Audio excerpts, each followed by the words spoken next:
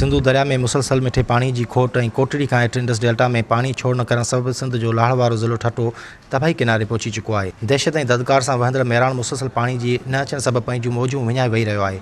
पानी की खोट सबब सिंधु दरिया में हिन वक्त वारी उॾामी रही है। जॾहिं त डेल्टा में मिठो पानी न हुअण करे समुंड जो पानी आस्ते आस्ते दरिया में अचण करे ज़िले ठट्टे की 23 लाख एकड़ ज़री ज़मीन मुकम्मल बंजर बणिजी वई आहे।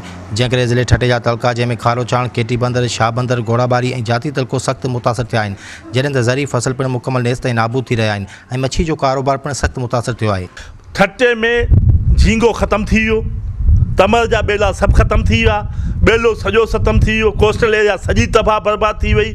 सिंध जेका आहे तंहिंखे हिननि भरभां करण जो ठीको खयो आहे। सिंध जी 22 लाख एकड़ ज़मीन जेका आहे सा ठट्टे ज़िले जी सा समुंड गिरकाए वियो।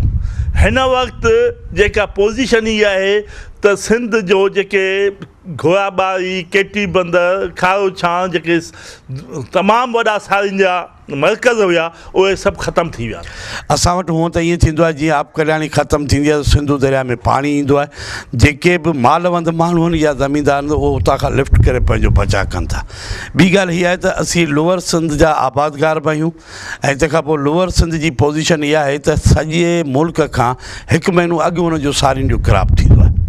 अप्रैल खां मई में छट थींदी आहे, मई खां जून ताईं रोंबो थींदो आहे। ख़ैरनि सां अॼु पाण जेको सो 21 तारीख़ मई में हलूं पिया, अञा ताईं हिते असां वटि लाड़ में बेजारो बि न पोखी सघियो आहे। हिते को फसल जेको आहे सो हज़ारे एकड़ ज़मीन आहे जेको खारो पानी हिन खां घोड़ाबारी खां दादारी खां हाणे टपी असां खां माना झिरकनि ताईं पहुची चुको आहे। हिते को बि आबादी त करे ई नथा सघूं असां।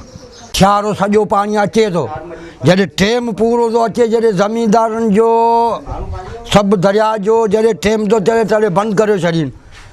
पोइ अलाए छा थो थिए उन्हनि खे, इहा वारी बि उॾामे, इहो पाणी बि विच में मेंहियूं बि जलिजी पई उन्हनि पाणीअ में अचे। खारे पाणीअ जी वजह सां असांजो पले जो बि नस्ल हिते नथो पहुची सघे। छाजे करे जे मथां पाणी नथा छॾीनि। हाँ, फसल जे करे त असांजी लखें आबादियूं हिन दरिया सिंधु नदीअ ते लखें माण्हू वेठा आहिनि, तंहिंजा माल मरी चट थिया आहिनि, आबादियुनि में लूणु ॼमी वियो आहे। मच्छी जेको तो खारो पाणी थी वियो आहे, इन करे त मच्छी जेके हाणे मरे पई उन मझि। इन करे जेको असांखे वधीक नुक़सानु थी रसियो आहे। इन करे असीं जेको सो महिरबानी करे असांखे पाणी दरिया में ॾिनो वञे जेको असीं वरी पंहिंजे बचनि जो गुज़ारो करे सघूं। 2 साल अॻु बोर ऐं बरसातुनि सबब बेहाल बणियल माण्हुनि खे हिन वक़्तु पाणी की खोट निढाल बणाए छॾियो आहे। वक़्त जे हकमनि खे सिंधु दरिया में पाणी की खोट जो फौरी नोटिस वठी इंडस डेल्टा खे बचाइण लाइ क़दम खणण जी ज़रूरत आहे। कैमरामैन अज़ीज़ जोखिया सां गॾु एजाज़ वारियो, मेरान TV ठट्टो।